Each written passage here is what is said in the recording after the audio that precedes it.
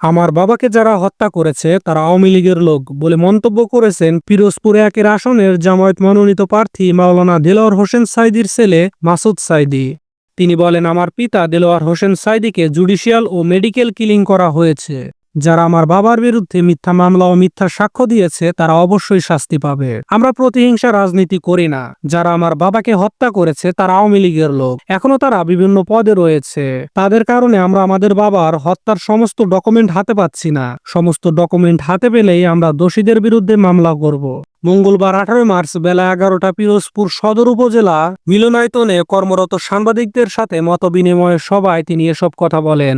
ওই সভায় সভাপতিত্ব করেন পিরোজপুর জেলা জামায়াতের আমির অধ্যক্ষ তাফাজ্জল হোসেন ফরিদ। মাসুদ সাঈদী বলেন, আমরা আমাদের গঠন জামায়াত পরিবারতন্ত্র বিশ্বাস করি না। পরিবারের সিদ্ধান্তে আমরা রাজনীতি করি না। সংগঠন জামায়াত যাকে যোগ্য বলে মনে করেন তাকেই মনোনয়ন দেওয়া হয়। জামায়াত ইসলামী আমাকে ও আমার ভাই শামীম সাঈদীকে যোগ্য মনে করে পিরোজপুর 2টি আসনে মনোনয়ন ঘোষণা দিয়েছে। বিএনপির সাথে সম্পর্ক বিষয়ক এক প্রশ্নের জবাবে তিনি বলেন, এ বিষয়ে কেন্দ্রীয় সিদ্ধান্তই চূড়ান্ত হবে।